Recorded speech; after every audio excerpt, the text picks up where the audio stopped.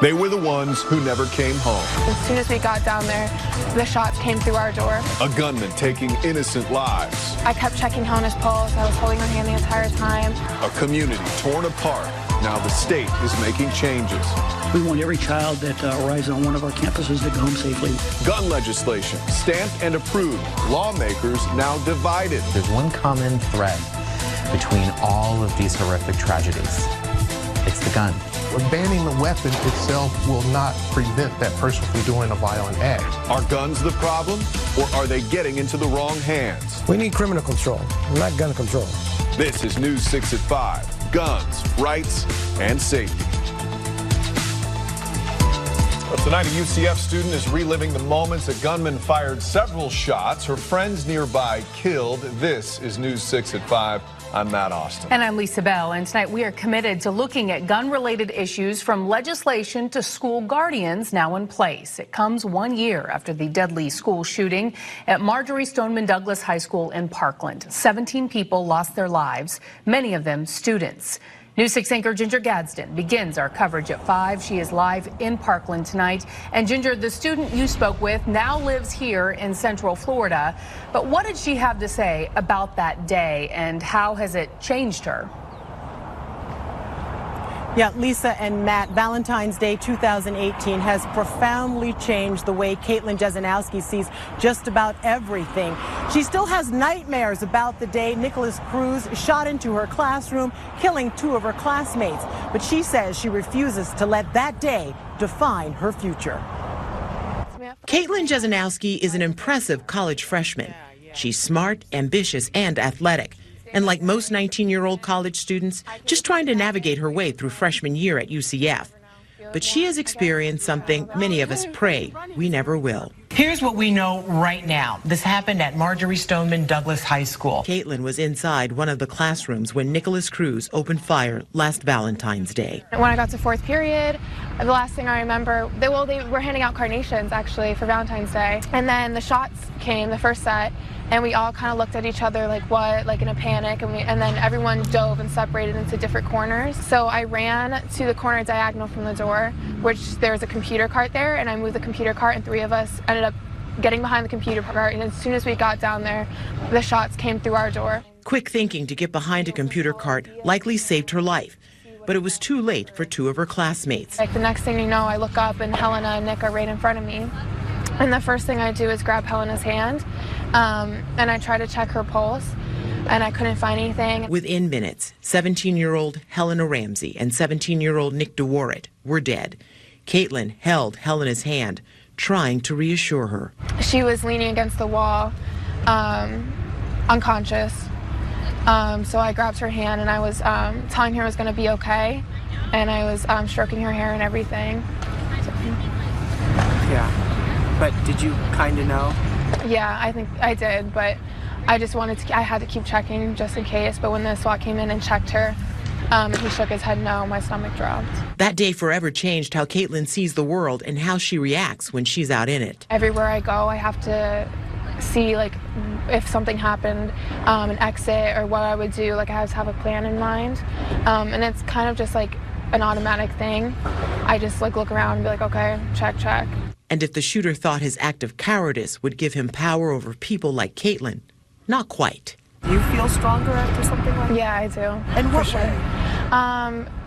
Emotionally, I feel like I see life on a more positive aspect. I try to spread love and like see everything more positively. I'm also not afraid as many things as I was before. I think if I can get through that, then I can get through most things.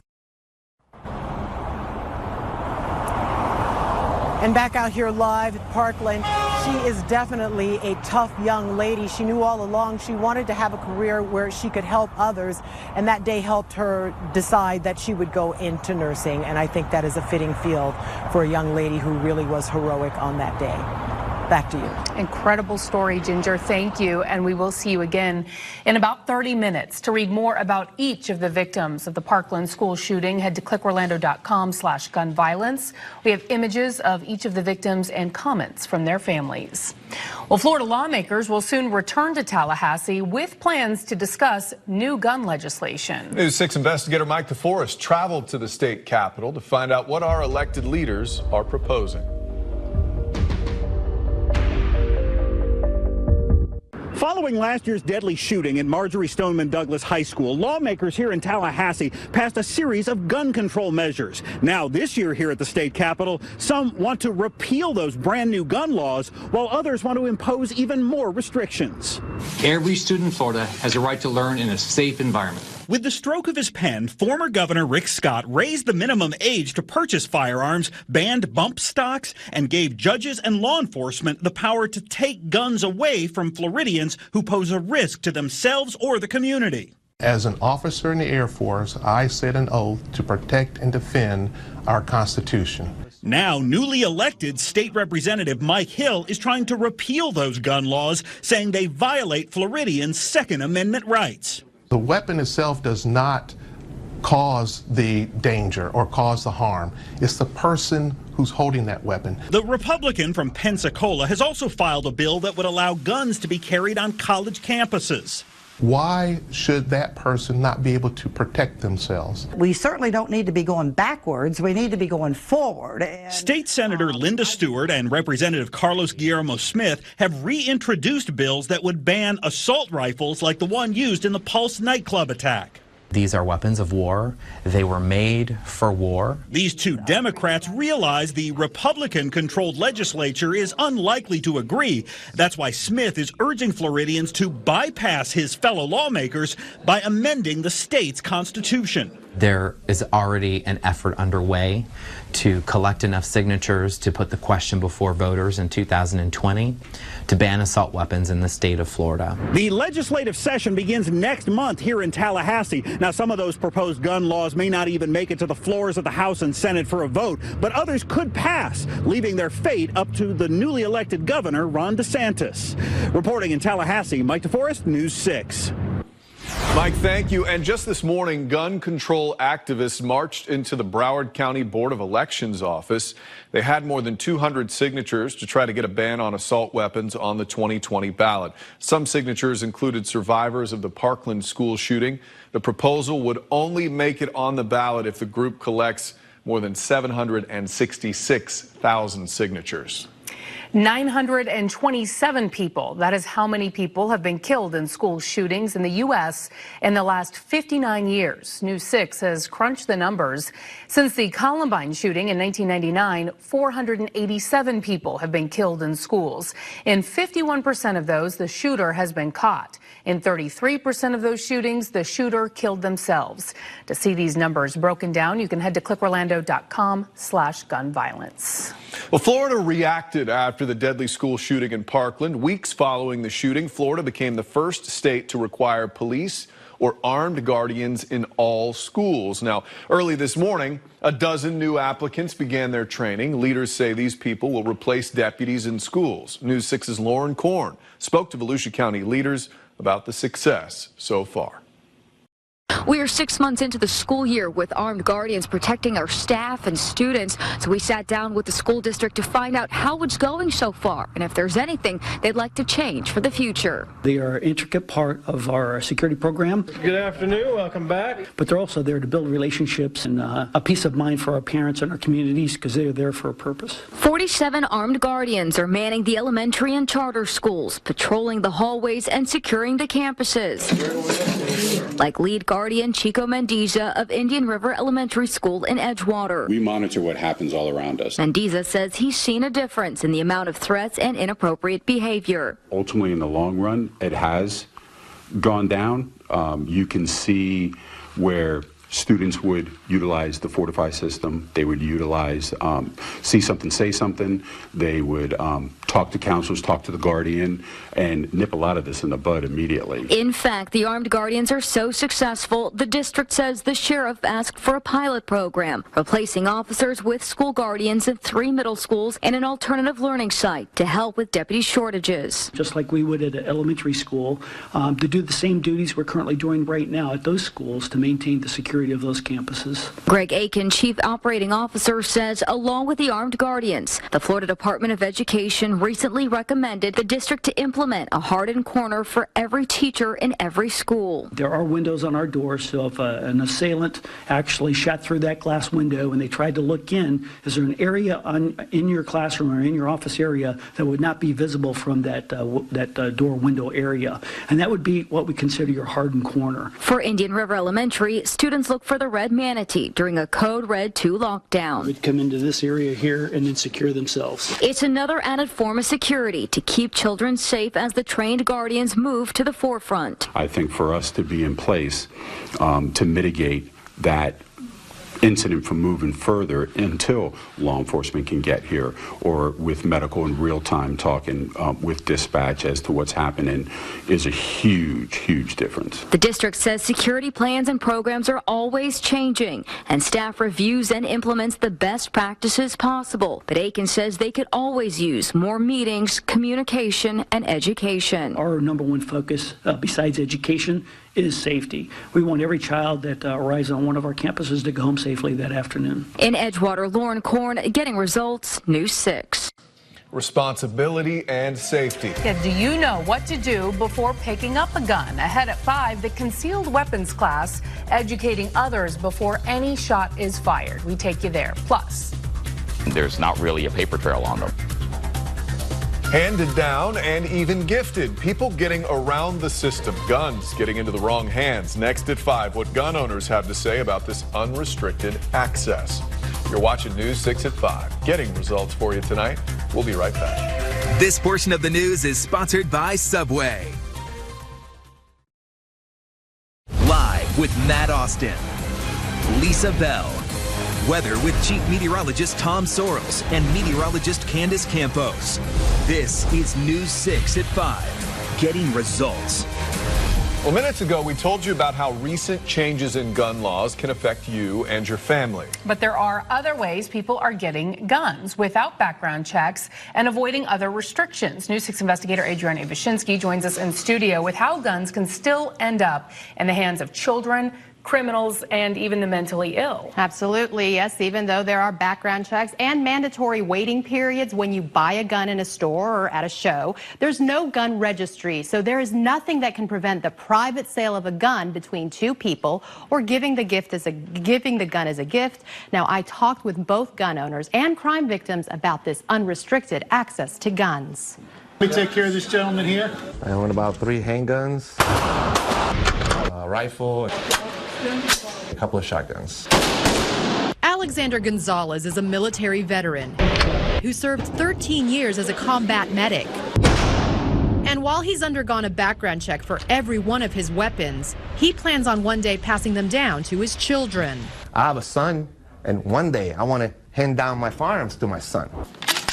Inheriting a gun is just one of the many ways a person can get their hands on a gun legally. You can also buy or get one from a friend, a neighbor, or online at places like Facebook or Craigslist. And because you don't need a permit or a license to buy a gun in Florida, there's no way to track what guns you own. Guns just get handed down, and there's not really a paper trail on them. But what if that person is deemed dangerous or mentally ill? Orlando attorney Kendra Paris says there is a state database, but it only restricts people who have been identified as mentally incompetent from purchasing or possessing firearms. So for most people who admit themselves voluntarily, no, they're not going to encounter a firearm restriction because they're not dangerous to themselves or others. They're just trying to get some help. The other way people can get guns? By stealing them or buying them on the black market. Criminals don't obey gun laws. Rafael Zaldivar knows that all too well. Alex should be missed. His son Alexander was shot and killed by a felon who had access to a gun. He shot my son twice. He went in there with a firearm. Where did he get that firearm? But despite that, Zaldivar feels families should have the right to bear arms and protect themselves, even if they're underage. What about that single mother that can't protect herself until she's 21 and somebody kicks in the door? What is she going to do? I don't think that's fair to her.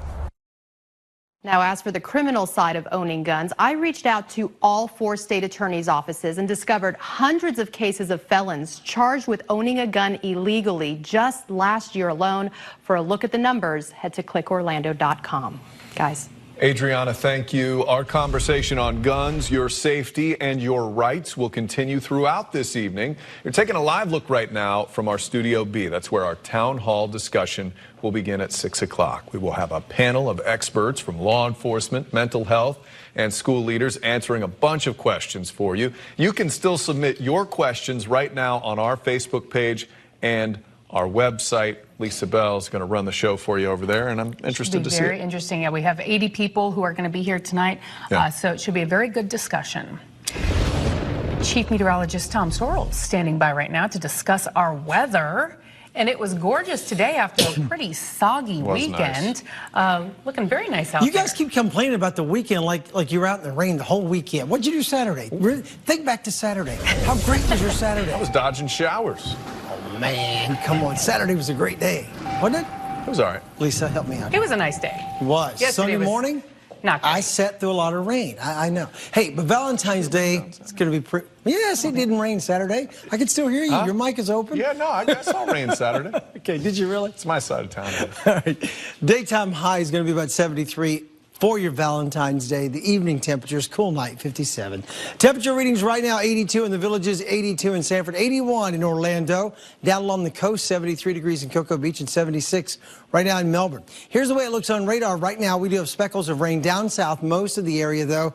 Down there, not doing anything big as far as the rain goes. Some of those showers may blow up a little later tonight. Future radar is trying to put a few speckles of rain in here in the next couple of hours.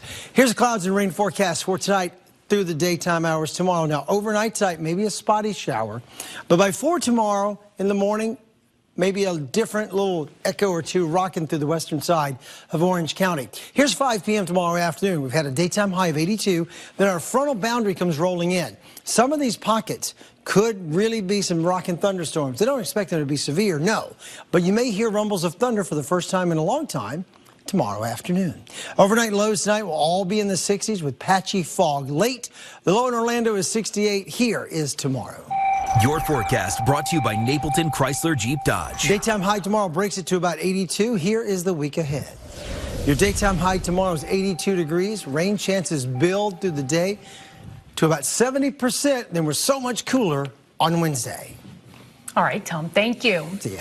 Well, safety and the trigger, concealed carry and your rights. Next at 5, the classes and the important information before any shot is fired. And ahead at 5:30, during a mass shooting, many people blame the media for the violent acts. Coming up, we're hearing what mental health experts have to say about it.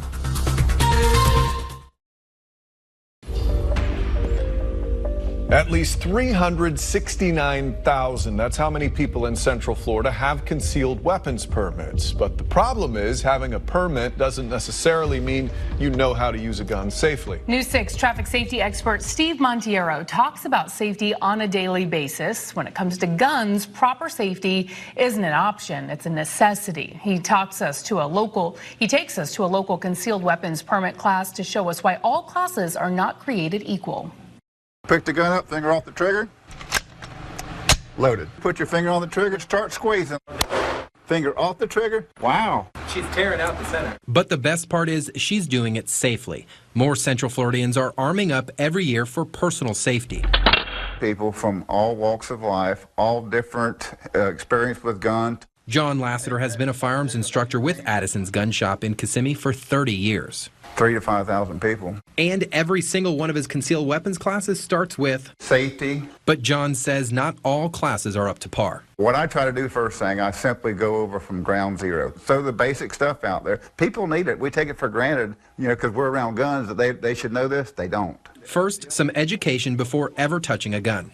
Number 1 rule of gun safety, always point muzzle in a safe direction. Always, always, always keep your finger off the trigger unless you're shooting the weapon. After the basics, it's time to learn how to safely handle an unloaded gun. What I'm going to do is I'm going to open the cylinder. That's a professional way for me to hand you this gun. That's pretty heavy.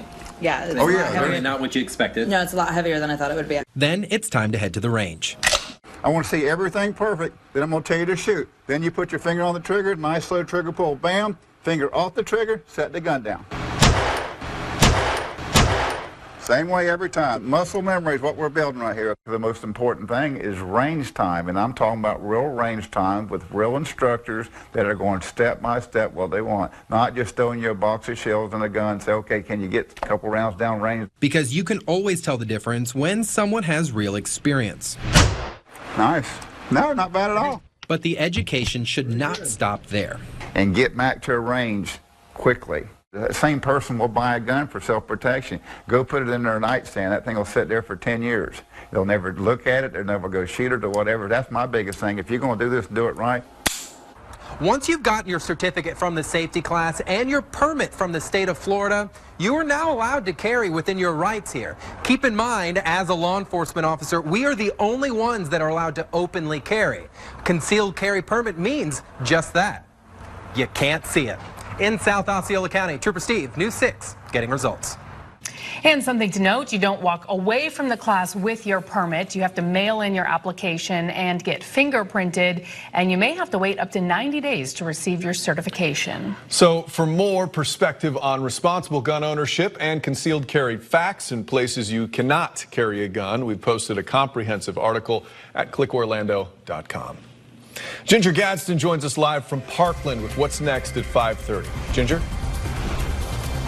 Yeah, Matt, the shooting here in Parkland has led to security changes across Florida schools, and that includes those code red drills. Well, coming up, why some experts say those drills are traumatic for kids. Also, we're taking a look at gun ownership where you live. We will take you to a Central Florida county with the highest number of concealed weapons permits. Coming up.